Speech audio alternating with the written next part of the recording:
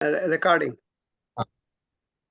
प्रार्थना श्लोकः अभवत् न महोदय प्रश्नम् अपृच्छत् अस्तु अस्तु अस्तु चिन्ता नास्ति तर्हि वयम् आरम्भं कुर्मः तत्र चित्रा भगिनी भवती प्रथमं श्लोकं वदति वा पठामि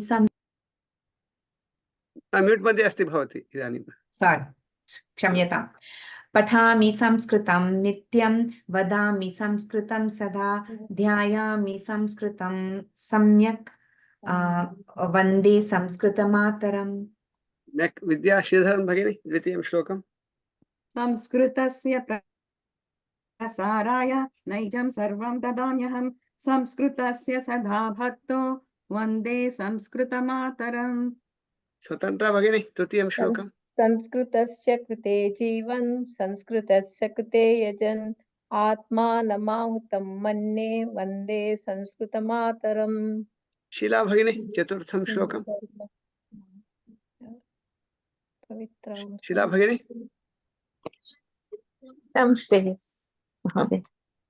चतुर्थः श्लोकः हिन्दुधर्मं समाजं च हिन्दुधर्मं समाजं च पवित्रां संस्कृतिं तथा संरक्षण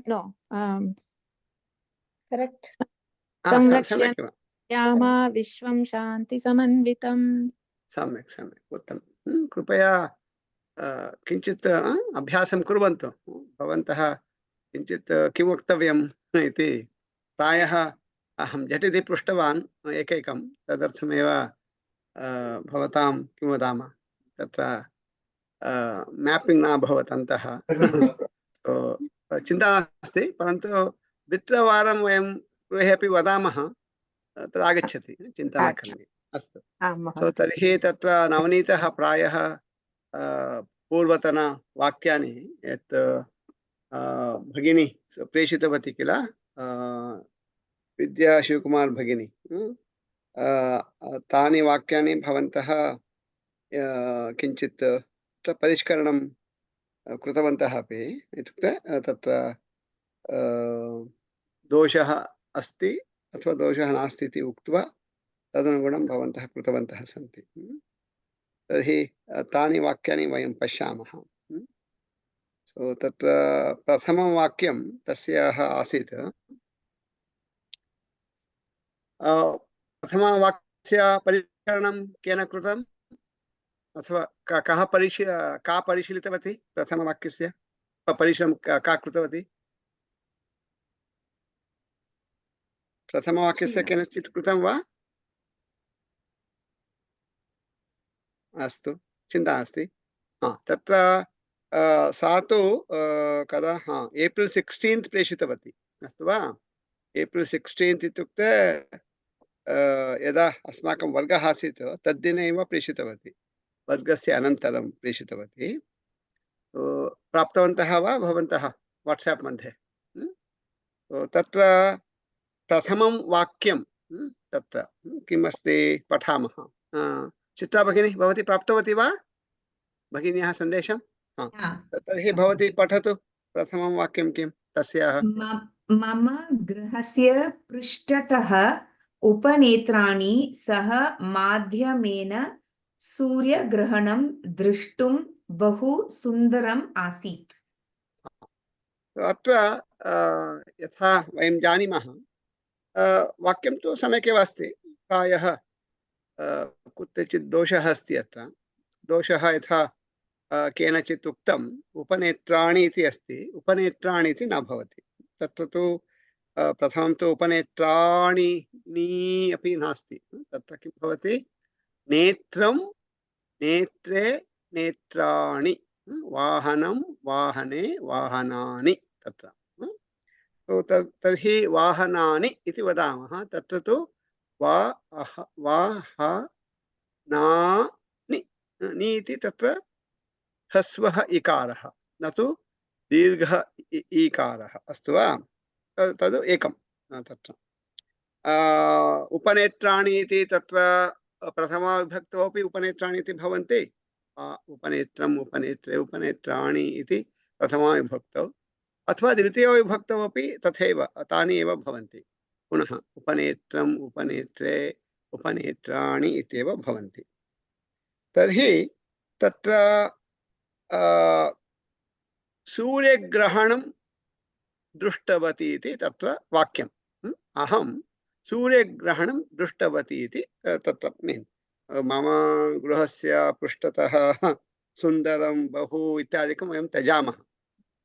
केवलं वयं तत्र अहं वदामि किल चायं मसाला चायं तत्र मसाला त्यजामः, केवलं चायं तत्र चिन्तयामः। तद् अहं सूर्यग्रहणं दृष्टवती इति तदेव मूलं वाक्यमेकृत्य। तत्र अनन्तरम् अन्यानि पदानि योजयामः।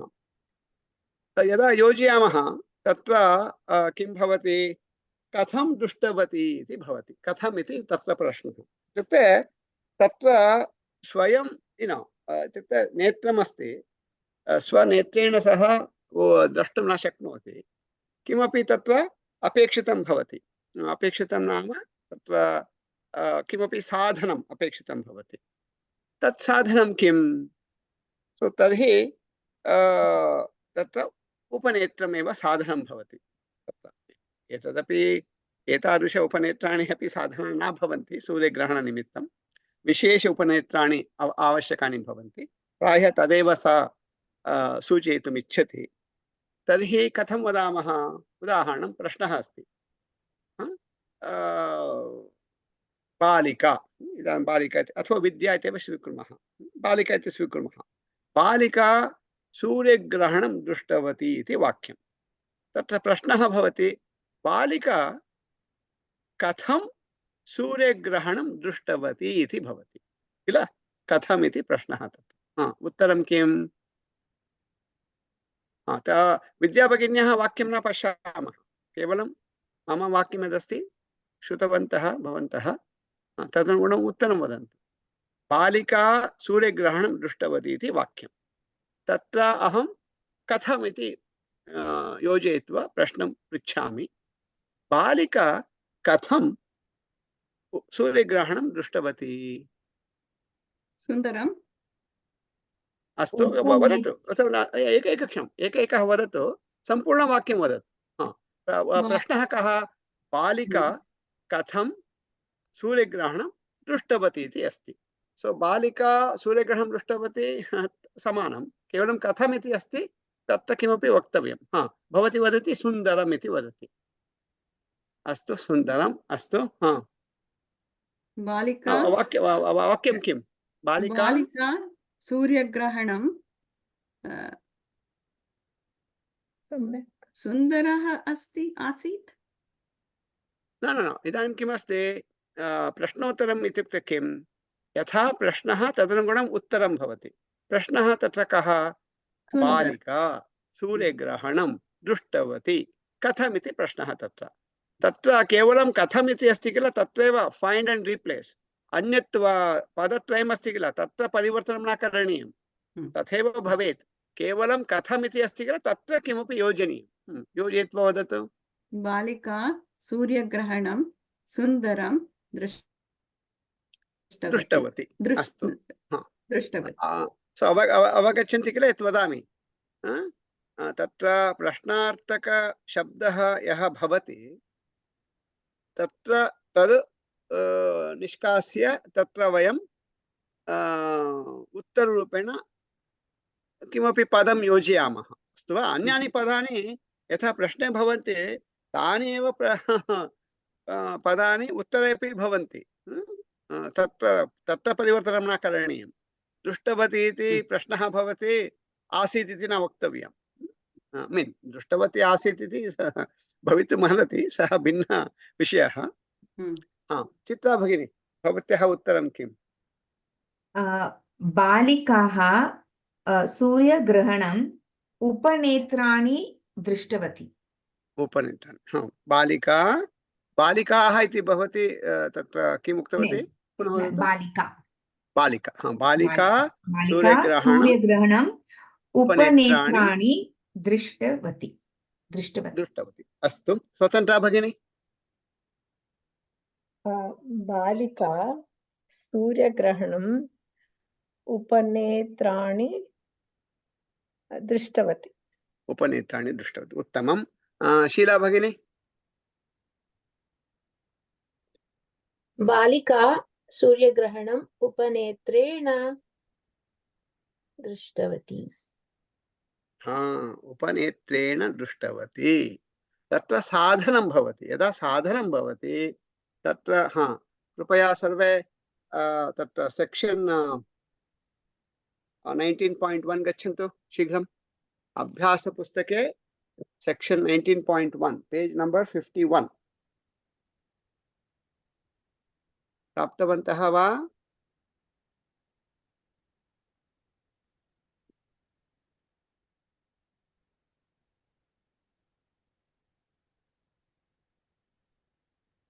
Yes. 18.1. 19.1 section 19.1 पेज नंबर 51 प्राप्तवन्तः वा? तत्र किं भवति? किं रूपम् अपेक्षितं? रामः रामेण, सीता सीतया, जानकी जानक्या, वाहनं वाहनेन। तानि रूपाणि तत्र आवश्यकानि। इत्युक्ते तत्र तथा रूपाणि स्वीकृत्य वयम् अत्र कथम् इति प्रश्नः। तत्र साधनरूपेण यत् भवति अथवा साधनसूचकं पदं यद् भवति तद्रूपं तत्र योजयामः। उदाहरणं हस्तः। बालकः खादति। बालकः कथं खादति? बालकः हस्तेन खादति। हस्तेन खादति। तत्र तत्र किं वदामः? किं? सा सीवनयन्त्रेण वस्त्रं सीव्यति। सीव्यति। सीवनयन्त्रं सीवनयन्त्रेण इति। उपनेत्रेण इति तत्र अस्तु वा? बालिका सूर्यग्रहणं दृष्टवती। बालिका सूर्यग्रहणं कथं दृष्टवती? बालिका सूर्यग्रहणम् उपनेत्रेण दृष्टवती, न तु उपनेत्राणि। उपनेत्राणि इत्युक्ते तत्र भिन्नं रूपं। तत्र किमस्ति? उदाहरणम् अहम् उक्तवान्। तत्र प्रथमा विभक्तौ उपनेत्राणि इति भवति पदमिति।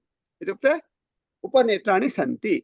एकम् उपनेत्रम् अस्ति अथवा पञ्च उपनेत्राणि सन्ति। उदाहरणम् अत्र एकमस्ति, चित्रा भगिन्या एकमस्ति, विद्याश्रीधरन् भगिन्याः एकमस्ति, प्रायः स्वतन्त्रा भगिन्याः अपि स्यात्, न जानीमः, पार्श्वे अस्ति। शीला भगिन्याः अपि सन्ति इति चिन्तयामः। पञ्च उपनेत्राणि सन्ति इति बहुवचने भवति। सत्यं। मीन् बहुवचने सर्वत्र बहुवचनं भवति। उदाहरणम् उपनेत्रेण उपनेत्रैः तदपि बहुवचनमेव, परन्तु अत्र तु उपनेत्रेण इति आवश्यकं। तद्रूपम् आवश्यकम्, न तु उपनेत्राणि। अस्तु वा? सो प्रथमः अंशः कः आसीत्? उपनेत्राणि इति पदं नास्ति। अस्तु वा? तद् अशुद्धं पदं प्रथमं। तत्र तु उपनेत्राणि इति नि इति तत्र इकारः ह्रस्वः भवतु इति।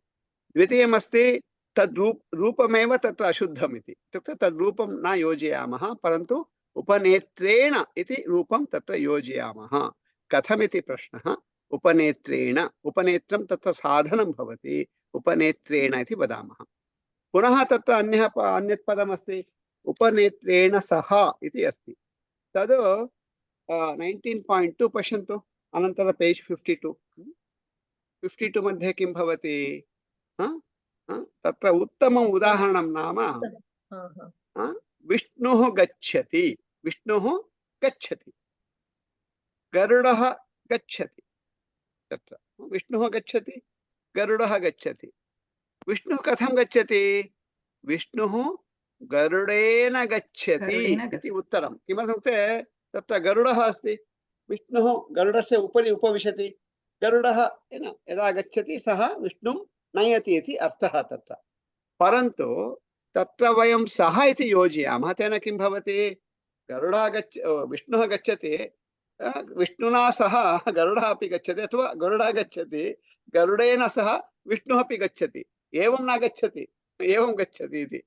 तद् नास्ति। साधनं नाम एतद् साधनं। एतत् साधनं न भवति। तदर्थमेव तत्र यदा साधनम् इति भवति तत्र सः इति न योजयामः। अस्तु, अवगच्छन्ति वा यत् वदामि?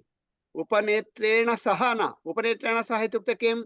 उदाहरणं, बालिका पश्यति, उपनेत्रमस्ति, उपनेत्रेण सह उपनेत्रम् अत्र नास्ति, अत्र भवति। अवगतम्? उपनेत्रमपि उपनेत्रमपि सूर्यग्रहणं पश्यति, बालिका अपि पश्यति।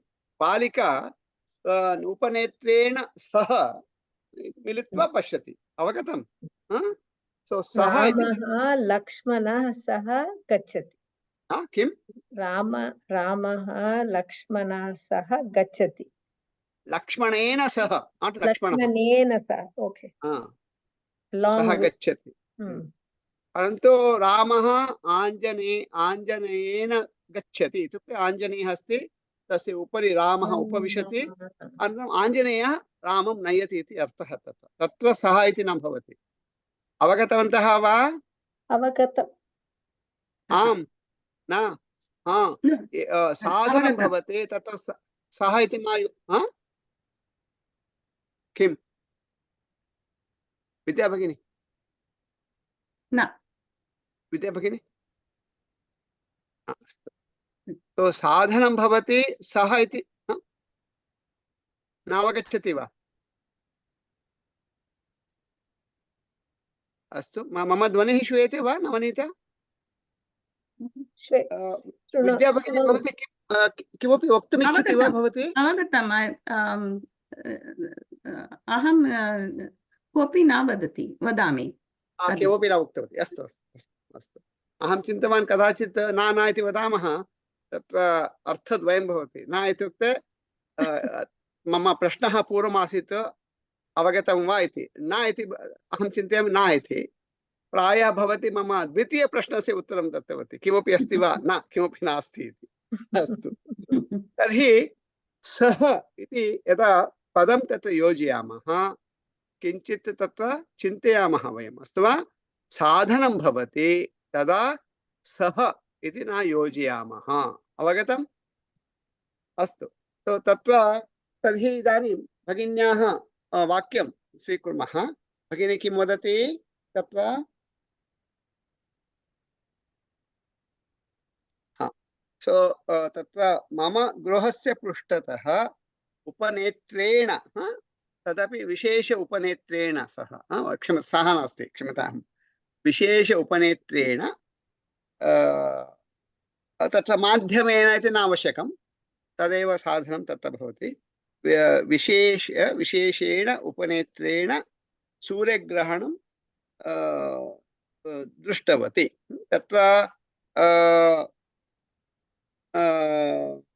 तत्र किमस्ति, सूर्यग्रहणं द्रष्टुं बहु सुन्दरम् आसीत्। सम्यक् एव, पृष्ठतः उपनेत्रेण द्रष्टुं बहु, उपनेत्रेण द्रष्टुं प्रायः तथा न भवति। सुन्दरं सूर्यग्रहणं सुन्दरम् आसीत् तथा भवति।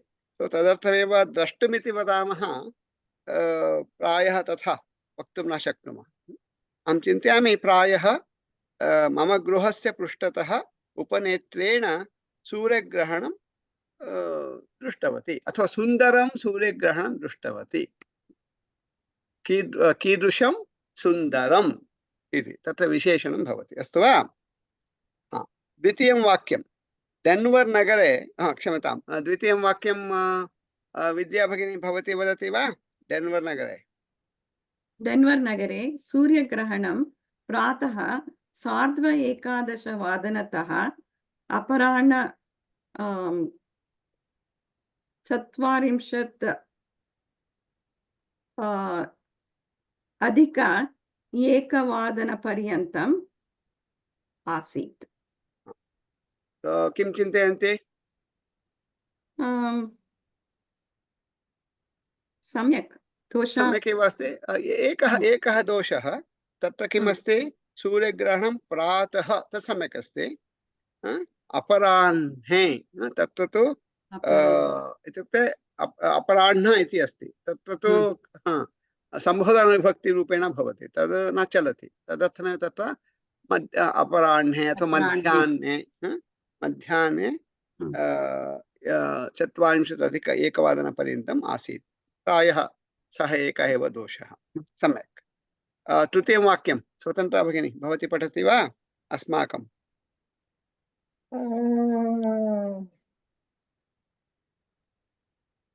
भवती वाट्साप् तत्र सन्देशं वाट्साप् दृष्टवती। ओ तत्र द्रष्टुं कष्टं भवति वा? अस्तु, चिन्ता मास्तु। शीला भगिनी writing for Denver Nagari. I can see it. No. You have to go back to April 16th. Okay, April 16th. Okay. And go to Vidya Shivkumar. 720 number. Yeah. Okay. Yeah, Denver Nagare Surya Grahanam. Okay, अस्माकं परिवारः प्रातः 9 पर्यन्तं प्राप्तः भोजनं खादितवन्तः, तदनन्तरं किमपि न खादितवन्तः। अस्माकं तदेव पर्याप्तम्। ओके। अत्र किमस्ति? अत्र दोषः अस्ति वा अस्मिन् वाक्ये?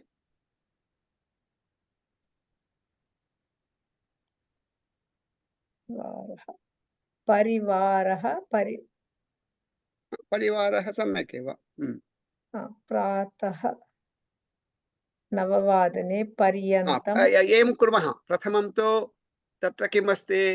क्रियापदरूपेण अत्र तु क्रियापदं नास्ति, क्रियापदरूपेण खादितवन्तः इति अस्ति। खादितवन्तः इति किं वचनं? भूतकाल। कालः न, वचनं एकवचनं वा बहुवचनं? बहुवचनं। बहुवचने अस्ति खादितवन्तः। अनन्तरं तत्र खादितवन्तः के खादितवन्तः? भोजनं। किं भोजनं? 9 भगिनी, 9 इत्युक्ते कदा खादितवन्तः?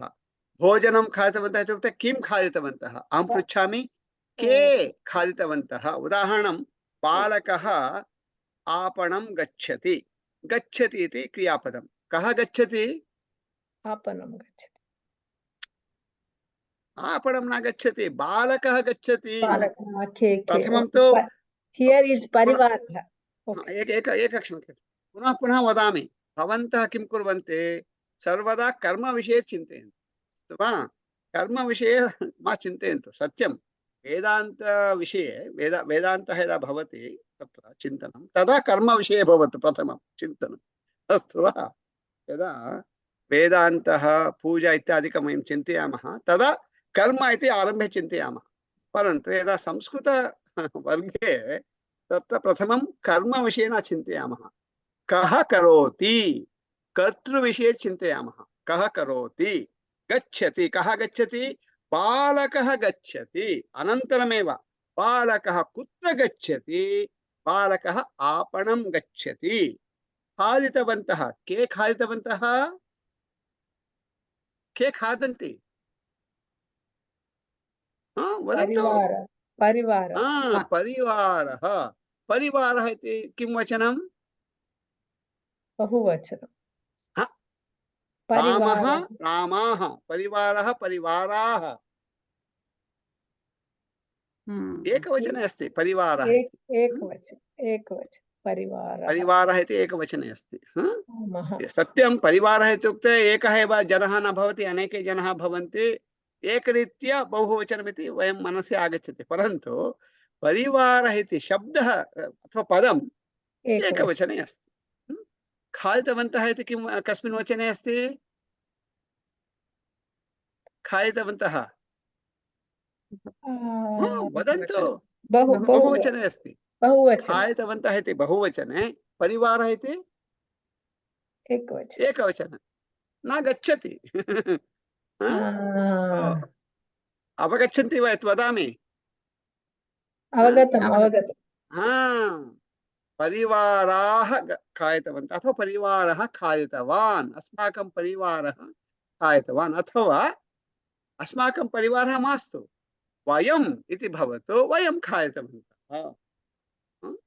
सो सर्वदा भवन्तः एवं चिन्तयन्तु, सुलभं पदं किं येन दोषः न भवति।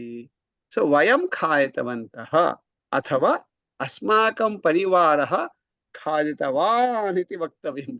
अस्तु, अवगच्छन्ति वा? हा, अस्तु। तर्हि अस्माकं इदानीं तु अस्माकं परिवारः इति मास्तु, वयम् इति तत्र योजयामः। अस्तु वा? वयं वयं अनन्तरं किम् अस्ति? वयं किं खादितवन्तः? वयं किं खादितवन्तः? भोजनं। पूर्णवाक्यं। See, unless you become so good in Sanskritam, you keep on answering the entire question. You guys keep on eating the words. Okay, पुनः. प्रातः 9 वादने. No. You are going ahead. First, तत्र प्रश्नः कः? वयं किं खादितवन्तः? तदेव उत्तरं। वयं भोजनं खादितवन्तः, तावदेव। खादितवन्तः तावदेव, अन्यत् किमपि नास्ति। अस्तु वा? इदानीं वयं भोजनं, इदानीं समयः तत्र कः प्रश्नः? वयं कदा प्रश्नः किं भवति? वयं भोजनं कदा खादितवन्तः? उत्तरं किं चित्रा भगिनी? वयं 9 वादने भोजनं खादितवन्तः।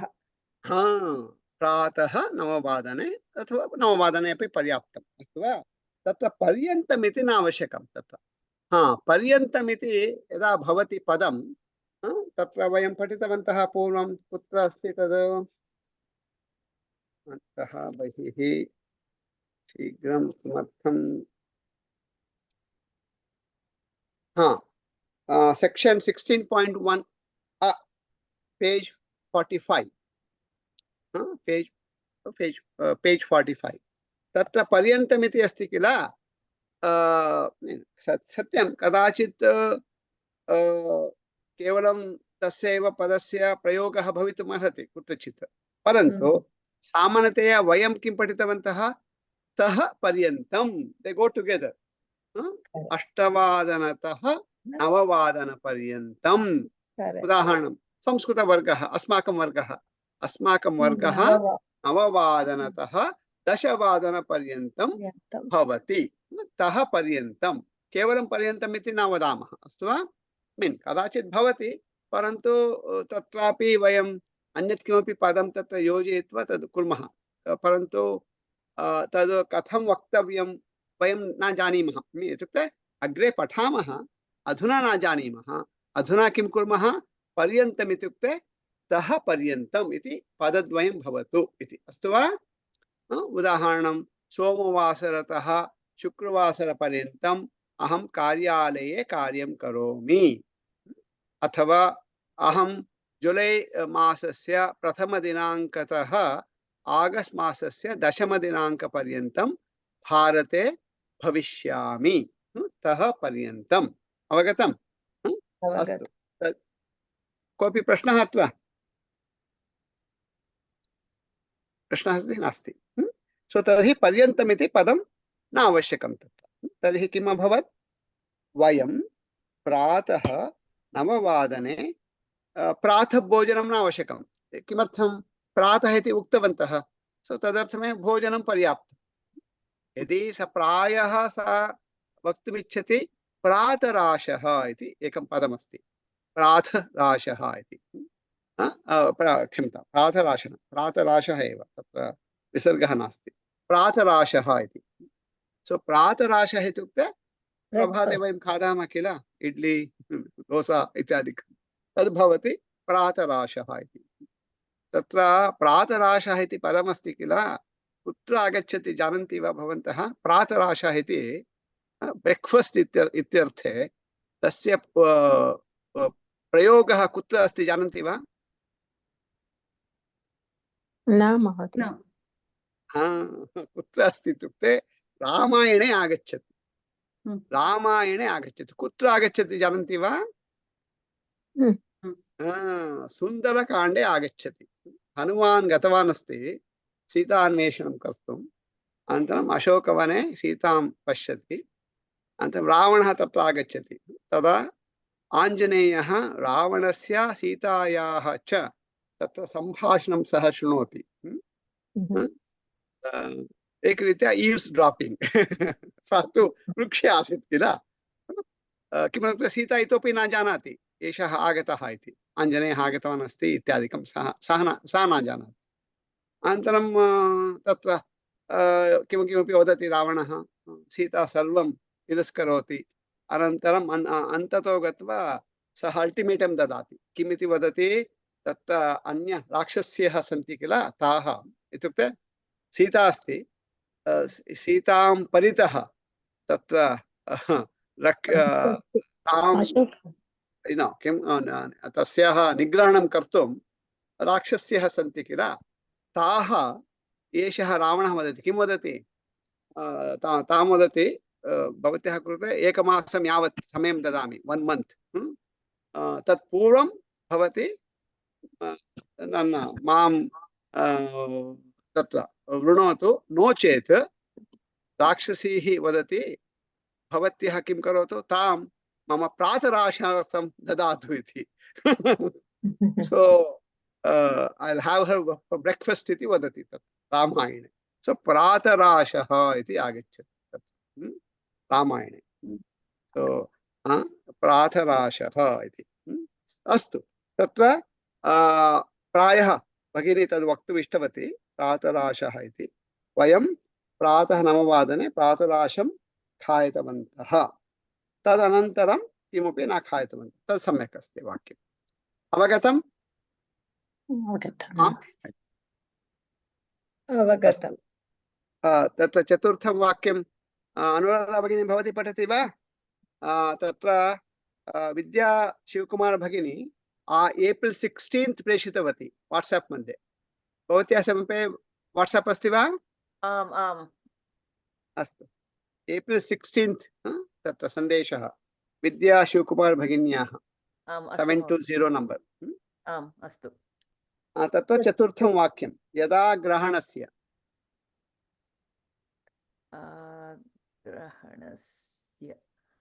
आम् यदा ग्रहणस्य समाप्तः अभवत् तदा स्नानं कृत्वा वयं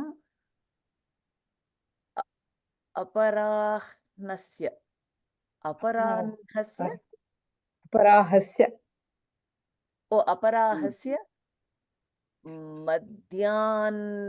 मध्याह्नभोजनं खादितवन्तः।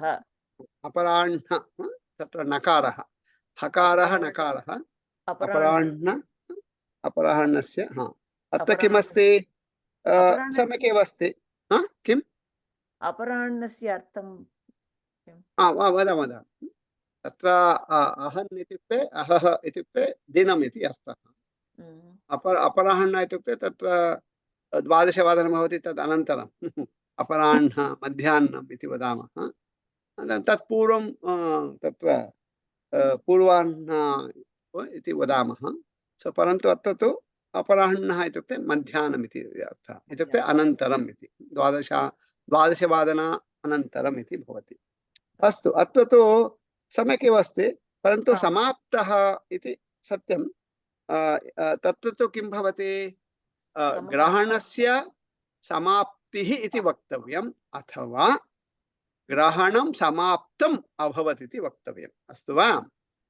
समाप्तम् इत्युक्ते यथा वयं न जानीमः, वयम् अग्रे पठामः, गतवान् गतवती इति अस्ति किल, तथैव गतः गता इति अपि रूपम् अस्ति। तद् नपुंसकलिङ्गे गतम् इति भवति, तथैव समाप्तम् इति भवति। यदा सूर्यग्रहणं समाप्तम् अभवत् अथवा सूर्यग्रहणस्य समाप्तिः इति, तदा तु समाप्तिः इति तथैव इकारान्त स्त्रीलिङ्गशब्दः समाप्ति तथैव वक्तव्यं भवति। यदा ग्रहणं, सूर्यग्रहणस्य एकः प्रश्नः महोदय, ग्रहणं नपुंसकलिङ्गं खलु? सत्यं सत्यं, ग्रहणं समाप्तम् इति वक्तव्यं। सो यदा ग्रहणस्य समाप्तं न वा? न न न न न, तत्र इदानीं किम् अस्ति, उदाहरणं इदानीं तत्र गत इति तद् स्वीकुर्मः। रामः तत्र अस्तु, तत्र न गच्छामः, इदानीं तु केवलं गत इति पदं स्वीकुर्मः। रामः गतः, सीता गतवती गता, न गतवती इति भिन्नं, गता गता। गता वाहनं गतं, गतं, वाहनं गतम्, अस्तु वा? पुनः रामः गतः गतः गतः गतः, सीता गता, गता, जानकी गता गता, वाहनं गतं गतं, विमानं गतं। यदा तत्र सेक्यूरिटी लैन् मध्ये अस्माकं समयः गच्छति, विमानं गतं भवति, गतं, तथा तथैव समाप्त इति, तत्र उदाहरणं पाठः समाप्तः, पाठः समाप्तः, पाठः समाप्तः, अस्तु वा? कथा समाप्ता, गीतं अथवा सम्भाषणं उदाहरणं, यदा मम पत्न्याः पत्नी कुपिता भवति, यदा अहं वदामि किमपि वदामः, स वदति सम्भाषणं समाप्तं, गच्छतु इति वदति, सम्भाषणं समाप्तं, तथा समाप्तं, सो ग्रहणं समाप्तं, तथा। नवनीता, ग्रहण इति नपुंसकलिङ्गे वा ग्रहणम् एव किल? सूर्यग्रहणम् इत्येव। आम् इति मन्ये, नपुंसकलिङ्गम् इति मन्ये। अस्तु, तर्हि ग्रहणं समाप्तं, परन्तु ग्रहणस्य इति वदामः, तद् भिन्नं। तत्र किं वदामः, किञ्चित् भिन्नप्रकारेण तत्र समाप्तिः इति भवति, समाप्तिः इति भवति। तत्र तु समाप्तिः एव, ग्रहणस्य समाप्तिः, कथायाः समाप्तिः, गीतस्य समाप्तिः, सम्भाषणस्य समाप्तिः, तथा वदामः, अस्तु वा? कार्यक्रमस्य समाप्तिः, वर्षस्य समाप्तिः, मासस्य किमपि समाप्तिः इत्युक्ते एण्ड् इति अर्थः, तस्मिन् अर्थे। अत्रापि समाप्त तत्रापि समाप्तं समाप्ता समाप्तं, तत्रापि एण्ड् इत्येव भवति, परन्तु तत्र विशेषणं भवति। यथा अहम् उक्तवान्, किम् उक्तवान् तत्र आरम्भे, अस्तु न स्मरामि, कथा समाप्ता, गीतं समाप्तं, तत्र पुल्लिङ्गे किम् उक्तवान्? रामः गतः, रामः गतः न, समाप्तविषये उक्तवान्। भवतु, चिन्ता मास्तु। तर्हि यदा ग्रहणस्य समाप्तिः अभवत्, तदा स्नानं कृत्वा वयं तत्र अपराह्नस्य मध्याह्नम् इति अस्ति, द्वयमपि न आवश्यकं। सो मध्याह्नभोजनं पर्याप्तम्, अपराह्नस्य न आवश्यकं। वयं मध्याह्नभोजनं खायितवन्तः इत्युक्ते तत्र प्रायः दोषद्वयमेव। प्रथमदोषः अपराह्नस्य इति न आवश्यकं तत्र, अनन्तरं समाप्तः इति अस्ति, तत्र समाप्तिः इति आवश्यकं। सूर्यग्रहणस्य समाप्तिः अभवत्, यदा अभवत् तदा स्नानादिकं कृत्वा वयं भोजनं खादितवन्तः। अस्तु, तथैव अन्यवाक्यद्वयम् अस्ति, इदानीं तु समयः नास्ति, सो कृपया भवन्तः परिशीलयन्तु, एवं यथा अहं परिशीलितवान् तथा प्रतिवाक्यं भवन्तः परिशीलयन्तु, अस्तु वा? उदाहरणम् अहमेव वदामि, पञ्चमे वाक्ये, तस्मिन् दिने वयम् अपि 3 वारम् आदित्यहृदयं जपितवन्तः। तत्र जपितवन्तः न भवति, जप्तवन्तः इति प्रायः भवति इति चिन्तयामि। जप्तवन्तः इति प्रायः चिन्तयामि। तत्र उक्तवन्तः अपि सम्यक् एव। तत्र प्रायः सा जपं कृतवती तस्मिन् अर्थे वक्तुम् इच्छति। तथा भवति चेत् तत्र एवं वक्तव्यं भवति। अस्तु वा? जप्तवन्तः इति प्रायः तत्र तथा वक्तव्यं भवेत्। अस्तु।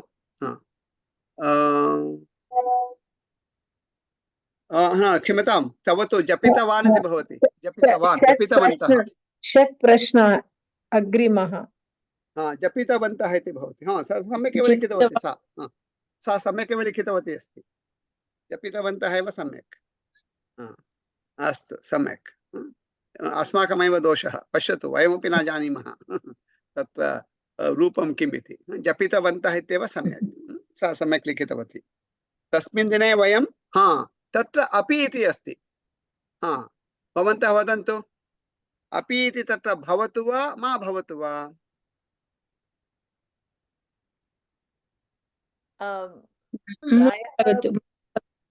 न, प्रथमं न, आम् अथवा न। You have to pick one of the thing, either आम् अथवा न।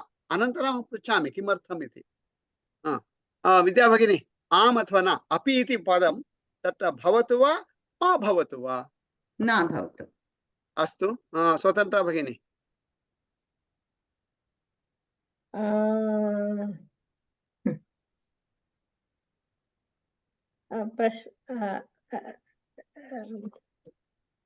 अस्तु, एकक्षणं। चित्रा भगिनी, भवती किं चिन्तयति? मा भवतु। अनुराधा भगिनी? न महोदय। मास्तु। शीला भगिनी? न आवश्यकं।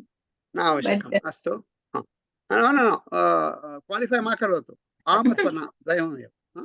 अस्तु। तत्र अपि इति कुत्र प्रयोगः? अपि इत्यस्य पदस्य प्रयोगः कुत्र भवति? उदाहरणं, नवनीतः आगच्छति, अहम् अपि आगच्छामि। सो पूर्वं तत्र निदर्शनरूपेण, उदाहरणरूपेण अन्यत् किमपि भवति, अनन्तरमेव अपि इति वयं तस्य उदाहरणं, नवनीतः कार्यं करोति, गोविन्दः अपि कार्यं करोति। अपि तथा उदाहरणं। नो चेत्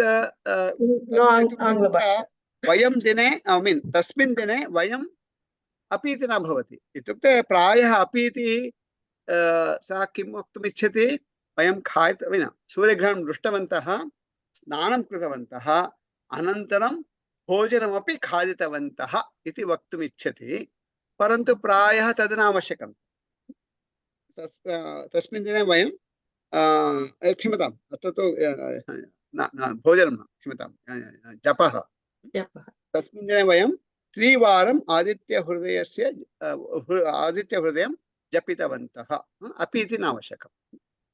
यदि अपि इति वक्तव्यं भवति, अन्ते योजनीयं भवति। प्रायः अपि न आवश्यकं, च इति सम्यक् भवति। तस्मिन् दिने वयं 3 वारम् आदित्यहृदयं जपितवन्तः अपि अथवा च द्वयमपि। परन्तु अपि इति मध्ये मास्तु।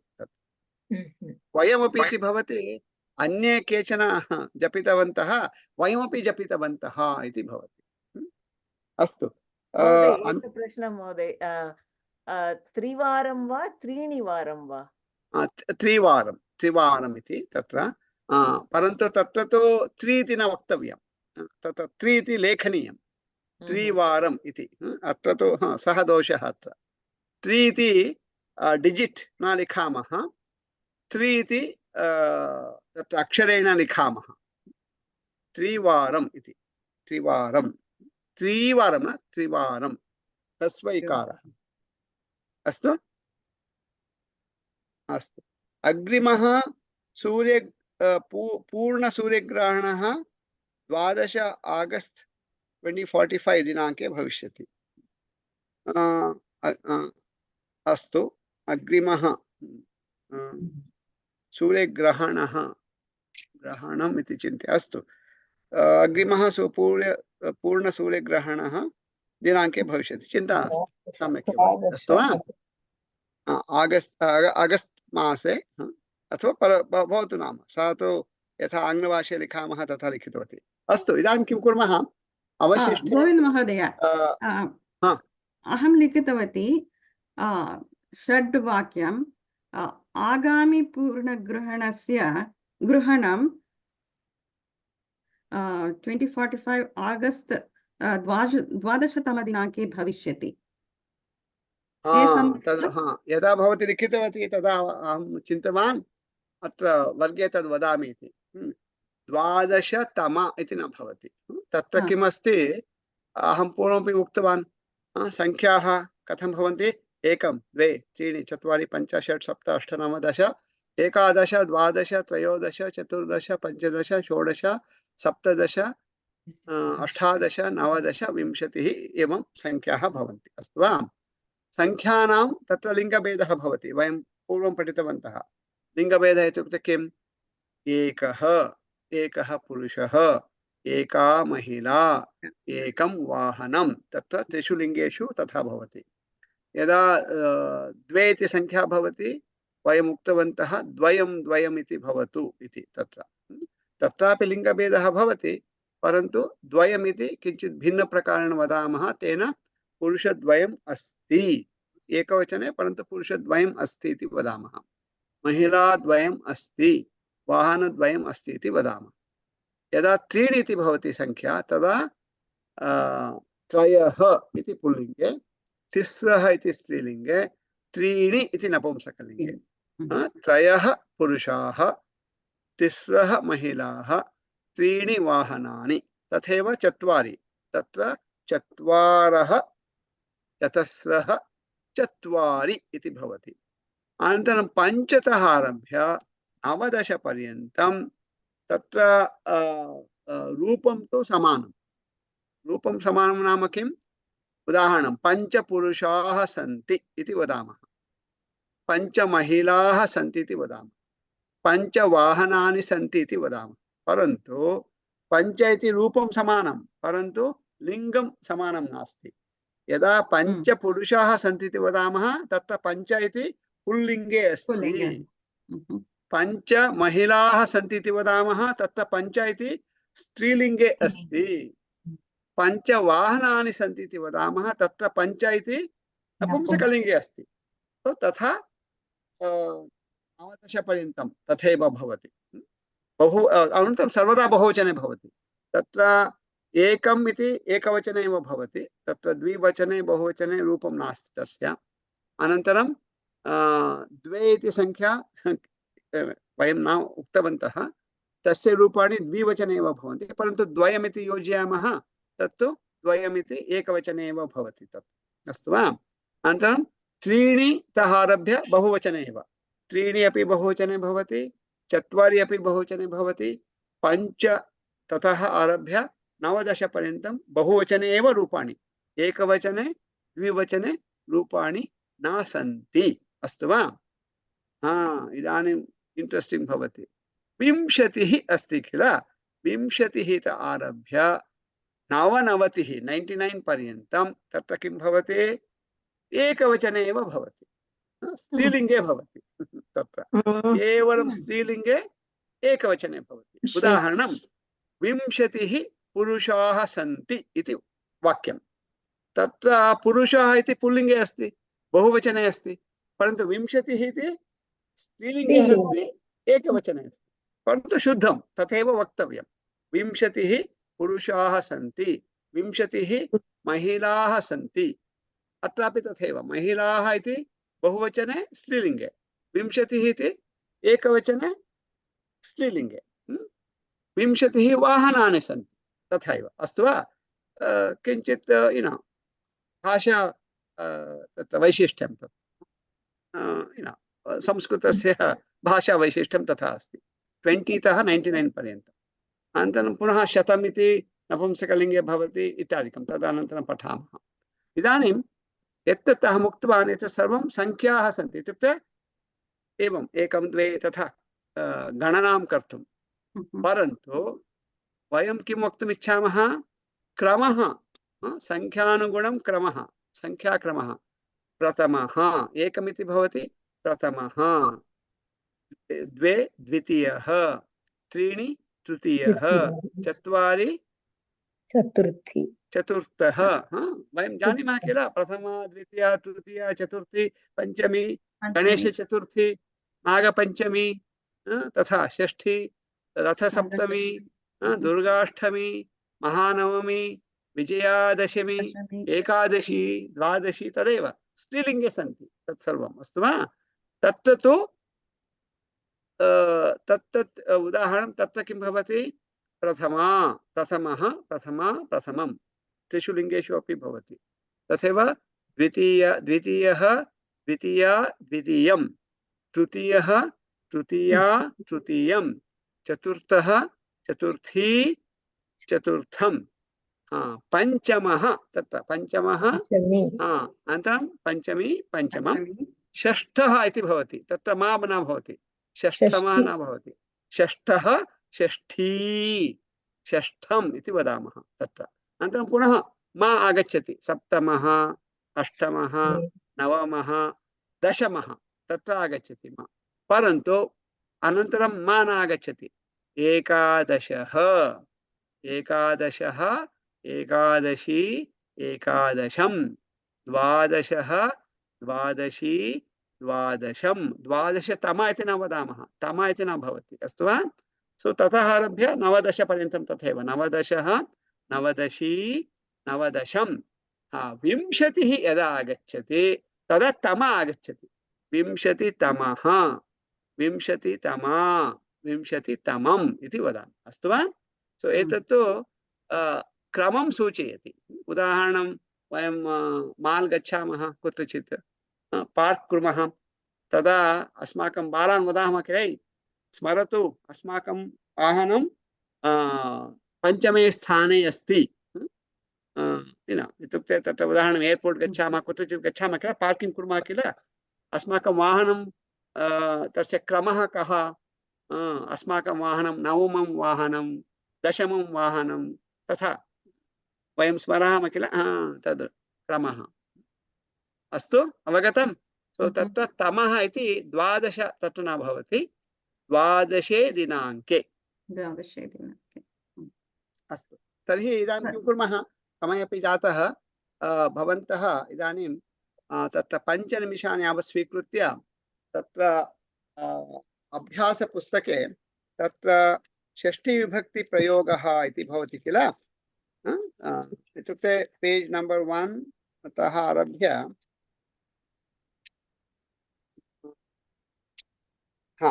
11, पेज् 1 to 11, तद् दृष्ट्वा प्रश्नद्वयं रचयन्तु। यू कैन रिव्यू वाट ever you want, page 1 to 11 अभ्यासपुस्तके प्रश्नद्वयं लिखन्तु। अस्तु वा? केवलं you have two right 2 questions तावदेव। सो भवतां कृते निमिषचतुष्टयम् अस्ति, 7:01 कैलिफोर्निया मध्ये इदानीं 5:07 भवन्तः समापयन्तु। अस्तु वा? कुर्वन्तु। इदानीं प्रश्नद्वयं लिखन्तु based on content from page 1 to page 11 अभ्यासपुस्तके। केवलं प्रश्नः, उत्तरं न आवश्यकं। सरलः प्रश्नः एव लिखितः। न, भवन्तः यत् लिखितवन्तः तदेव सम्यक्, चिन्ता न करणीया। अस्तु वा? अस्तु, अनुराधा भगिनी भवती वदतु, भवत्याः प्रथमं वाक्यं किम्? प्रथमप्रश्नः कः? तस्य नाम किम्? तस्य नाम किम्? उत्तरं किम्? अन्य कोऽपि वदति वा? भगिनी पृच्छति, तस्य नाम किम्? कोऽपि वदतु उत्तरं। मम नाम स्वतन्त्र। एकक्षणं स्वतन्त्रा भगिनी, स्वतन्त्रा भगिनी, पुनः भवती शृणोतु सम्यक् रीत्या। अनुराधा भगिनी पृच्छतु, प्रश्नः कः? तस्य नाम किम्?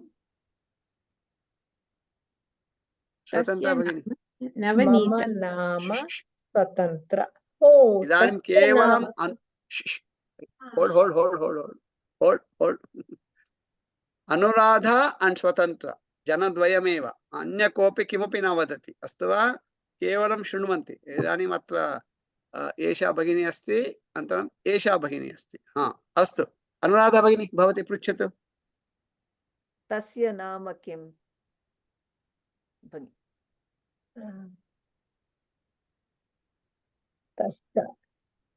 तस्य नाम तस्य नाम विद्या भगिनी। विद्या भगिनी इति स्त्रीलिङ्गे भवति, तत्र तु तस्याः इति भवति।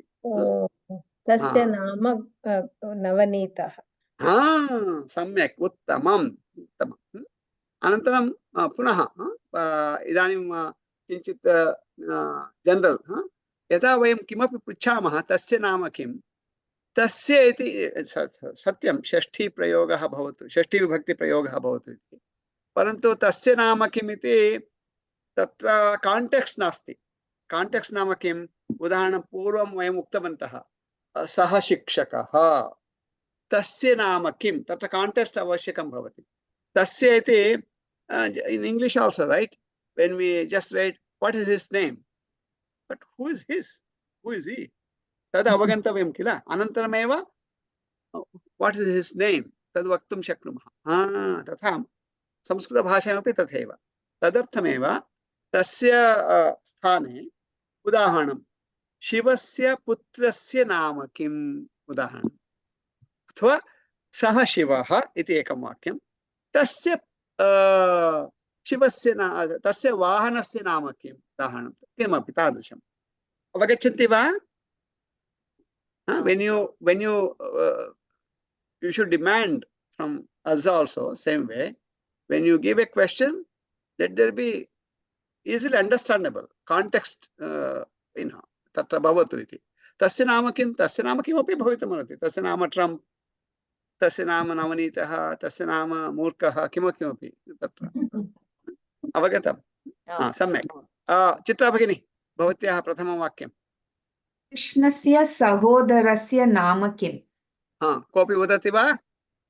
विद्या भगिनी भवती वदतु। कृष्णस्य सहोदरस्य नाम बलरामः। उत्तमं, सम्यक्, बलरामः, उत्तमं, सम्यक्। विद्या भगिनी भवती वदतु।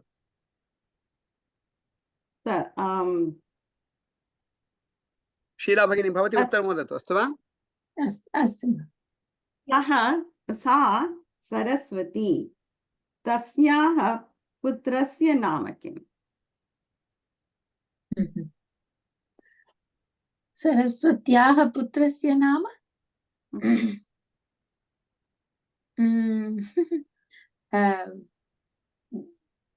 दक्ष प्रजापतिः। कः भगिनी? विद्या भगिनी अहमपि न जानामि। पुत्रस्य नाम नारदः। नारदः। अस्तु अस्तु अस्तु अस्तु। शीला भगिनी प्रश्नं पृच्छतु, अनुराधा भगिनी उत्तरं वदति। अयोध्यायाः राजा कः? अयोध्यायाः राजा कः? अयोध्यायाः राजा दशरथः। उत्तमं, सम्यक्। सर्वे उक्तवन्तः वा? स्वतन्त्रा भगिनी न उक्तवती। स्वतन्त्रा भगिनी भवती वदतु।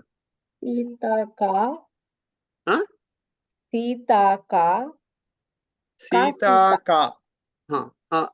तत्र तु किमस्ति, षष्ठीविभक्तिप्रयोगः इति अस्ति। तदर्थमेव तत्र सीतायाः किमपि तादृशं किमपि भवतु इति तत्र।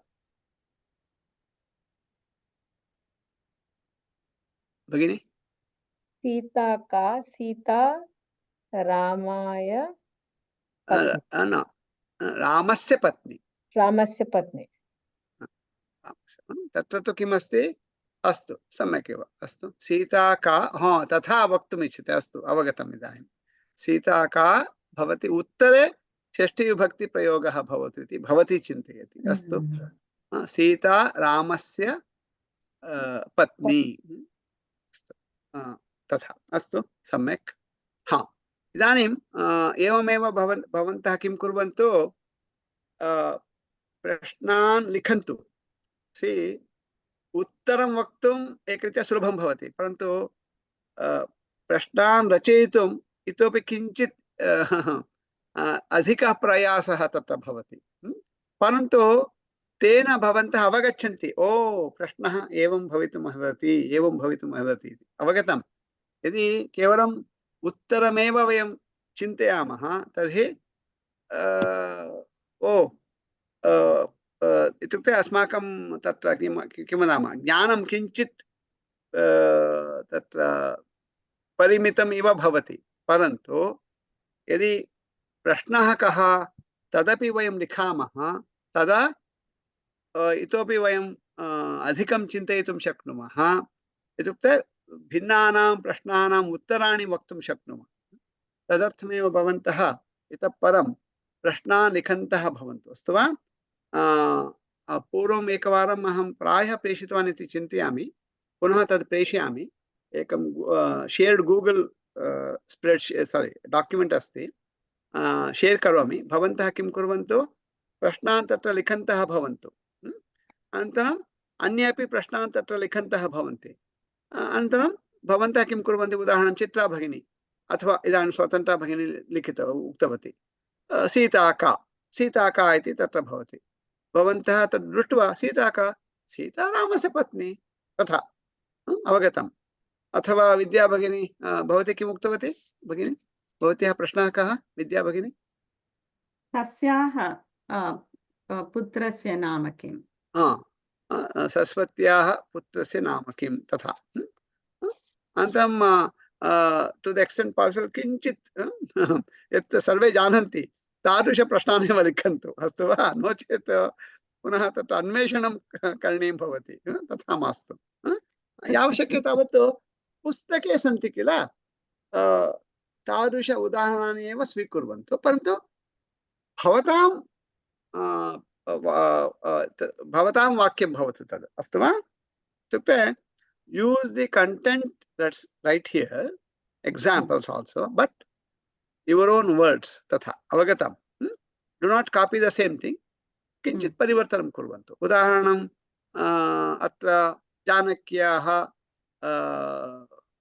पुत्रः लवः इति अत्र उदाहरणम् अत्र अस्ति।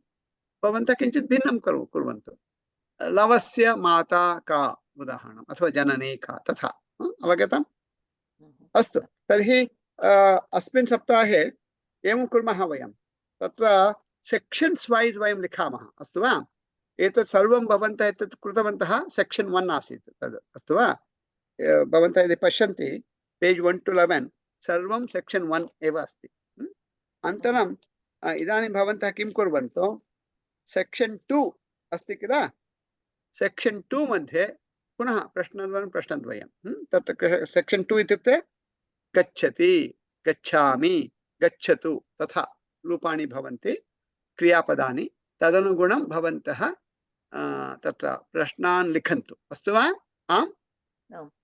अनन्तरं नवनीत भवान् अग्रिमसप्ताहे सेक्षन् 1 and 2 सप्ताहे भवतु, इत्युक्ते तदभ्यन्तरे एव कदाचित् अपि भवान् सेक्षन् 1 and 2 आधार्य 10 प्रश्नाः पर्याप्तः। तत्र 10 प्रश्नान् भवान् गूगल् फार्म् रूपेण लिखतु, एतेषां कृते प्रेषयतु। तत्र मल्टिपल् आन्सर् मास्तु, इत्युक्ते केवलं तत्र रिक्तस्थानं ते पूरयेयुः, अथवा प्रश्नः भवति उत्तरं लिखेयुः हस्तेन, तथा, अस्तु वा? अनन्तरं नवनीतः किं करोति, सः तु 10 प्रश्नान् प्रेषयति, भवन्तः उत्तराणि लिखन्तु। अनन्तरं यदा he will give about maybe 2 or 3 days for you to write it down. अनन्तरं नवनीतः किं करोति, अस्तु मम प्रश्नानाम् उत्तराणि एवम् इति सः प्रेषयति। भवन्तः एव मौल्याङ्कनं कुर्वन्तु, you correct yourself, अस्तु वा? प्रतिदोषं -0.1 for every small mistake, even small mistake, -0.1 तथा ददतु। So anybody who gets 0, the best, इत्युक्ते दोषः नास्ति इति तदनुगुणम्, अस्तु वा? सो तर्हि गृहपाठद्वयं, प्रथमगृहपाठः भवन्तः on section 1 and 2 based upon that, section 1 you have already done that, based on section 2 प्रश्नद्वयं लिखन्ति, तद् प्रथमगृहपाठः।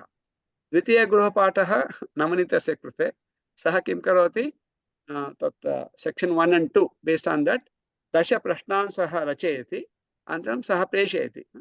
Let's give him little time maybe couple of days प्रायः अद्य तु मङ्गलवासरः प्रायः गुरुवासरे एव कदाचित् सः प्रेषयति। वयमपि किं कुर्मः by the end of the week इत्युक्ते भानुवासर पूर्वं वयं we don't have to send it in WhatsApp group. भवन्तः भवतां नोट्बुक् मध्ये उत्तरं लिखन्तु। अनन्तरं भानुवासरे अथवा सोमवासरे प्रभाते एव नवनीतः किं करोति अहं प्रश्नान् प्रेषितवान् किल तेषाम् उत्तराणि अत्र सन्ति इति सः सूचयति। भवन्तः किं कुर्वन्तु तद् दृष्ट्वा मौल्याङ्कनं कुर्वन्तु। अस्तु तावदेव अन्यत् किमपि कियान् अङ्कान् प्राप्तवन्तः तद् न आवश्यकम् अस्माकं कृते तद् भवतां कृते एव अस्तु वा तथा कुर्मः अस्तु वा। तत्र मल्टिपल् चाय्स् वा लेखनी मल्टिपल् चाय्स् मास्तु तत्र प्रश्नाः एव भवन्तु। इदानीं 10 प्रश्नाः ते 10 प्रश्नानाम् उत्तराणि लिखेयुः तत्र। अनन्तरं 10 प्रश्नेषु 5 सुलभाः भवन्तु अन्ये 5 किञ्चित् चिन्तनं कृत्वा लिखेयुः तथा भवन्तु। Everybody should get a D grade easily. Passing grade. Anantaram to get a higher grade they need to do some extra work तथा कुर्मः अस्तु वा। तर्हि चित्रा भगिनी सर्वे भवन्तु सुखिनः मङ्गलकरं। महोदय एकः प्रश्नः अस्ति। एप्रिल् 16 वर्गस्य सारांशस्य मध्ये भवान् एकं वाक्यं लिखितवान्। लैक् विद्या श्रीधर भगिनी गोदावरी शिबिरस्य अनुभवं कथितवती। आहत्य 7 वाक्यानि। आहत्य इत्युक्ते किम्? आहत्य इत्युक्ते तत्र सर्वं मेलयित्वा इति अर्थः। इत्युक्ते तत्र अन्ततो गत्वा सा 7 वाक्यानि लिखितवती इति आहत्य। अस्तु वा। उदाहरणं विद्याश्रीधरं भगिनी उक्तवती गोदावरी शिबिरे तत्र प्रायः 40 पुरुषाः आगतवन्तः। प्रायः 30 अथवा 35 महिलाः आगतवत्यः। प्रायः 10 वा अथवा 12 बालाः बालाः इत्युक्ते बालकः बालिका तथा बालाः आगतवन्तः। आहत्य गोदावरी शिबिरे 90 प्रायः 85-90 जनाः आसन्। इतोपि अधिकः आसन् केवलम् एवम् उक्तवान् आहत्य इति। अस्तु वा। अथवा एतद् भवति उदाहरणं भारते इदानीं निर्वाचनं भवति। निर्वाचनस्य आरम्भः अपि जातः भारते एप्रिल् 16 वा कदाचित् आरम्भः जातः किल। सो एप्रिल् 16 आरभ्य तत्र मे पर्यन्तं कदाचित् भवति। तत्र भिन्नेषु स्थानेषु भिन्नेषु दिनेषु भवति।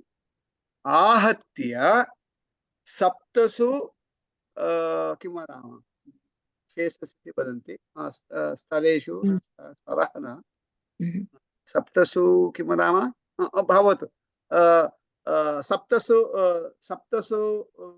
दिनेषु तत्र भिन्नेषु दिनेषु निर्वाचनं भवति आहत्य इति। अवगतम्? अवगतं महोदय, धन्यवादः। अस्तु चित्रा भगिनी। सर्वे भवन्तु सुखिनः, सर्वे सन्तु निरामया, सर्वे भद्राणि पश्यन्तु, मा कश्चित् दुःखभाग् भवेत्। ओम शान्ति शान्ति शान्तिः। हरि ओम श्री गुरुभ्यो नमः। हरि ओम। अस्तु तत्र एकक्षणं सूचनारूपेण। So we have said in the beginning also, one more time, it will be your responsibility to make sure when the examination is being held, and you need to register for the examination. Okay, just because you have registered for the class and coming to the class doesn't mean automatically you are already registered for the examination. That is a separate thing. So this is only a prep, just like our high school students go SAT prep, just like just a prep class. So you need to register their website, and some school has website for the examination. I think it will be early. As I said, they're going to hold the examination twice, in June and also in August. You have to take only, you can appear only once, not twice. So my suggestion to you, from now until maybe mid-July or so, we will have these classes, and then both Navneet and I will try to prepare, kind of a model question, so to speak, because we don't have how the question paper would be. We don't have that idea, but we will prepare you in such a way that whatever the questions are, you will be able to prepare, answer well. Tatha. So tat kurvanta, antaram you practice on your own for about maybe week and a half to 10 days before the examination. And early August, I believe, is the examination. Astu va? So tatha asti. So dvitiya prashnaha asti. Tatra aham chintayami bhavantah P1 examination लेखितुं शक्नुवन्ति एव, तत्र चिन्ता एव नास्ति. परन्तु भवत्सु चिन्तयामि, if you have that, quote unquote guts, you can even appear for the next level also, S2 also, tatra. So चिन्तयन्तु, तथा कर्तुम् इच्छन्ति चेत्, of course you have to prepare a little bit more. तद् भवतां यथा आसक्तिः तदनु. अस्तु वा? P1 and S1 level, S2 level. अस्तु वा? चिन्तयन्तु, चिन्तयित्वा अस्मान् सूचयन्तु, तदनुगुणम् अग्रे किं करणीयमिति वयं वदामः. अस्तु? So S2 level किं पुस्तकं महोदय? तत्र तु न केवलं अभ्यासपुस्तकं, you have to also go through Abhyasadarshini. So what I would suggest is, those people who would like to appear for S2, take that kind of quote unquote risk, then we have the similar class, but that meets on Thursday. So instead of coming on Tuesday, you can come on Tuesday also if you want. You can also come on Thursday class, attend the Thursday class also. What Thursday, time? same time, same Zoom, everything same. but Thursday. Astu va? So bhavatam chintanam, bhavantah yatha chintayanti tadanugunam. And there's no point in hurrying also. Astu va? It's better to go level by level. That way you get used to that S2S program properly. Otherwise, you skip S1. Now you're going to skip S1. And if you skip P1 also and go to S2, directly you may find it little harder. Then there's no, always go back to P1, but doesn't look good. P1 पुनः S2 वा P2 वा महोदय? No. Okay, there are 5 levels. S1, P1, S2, S3, S4. Oh. So P1 is like they put like a bridge course between S1 and S2 because they thought that the kind of that antara adhika vartate iti.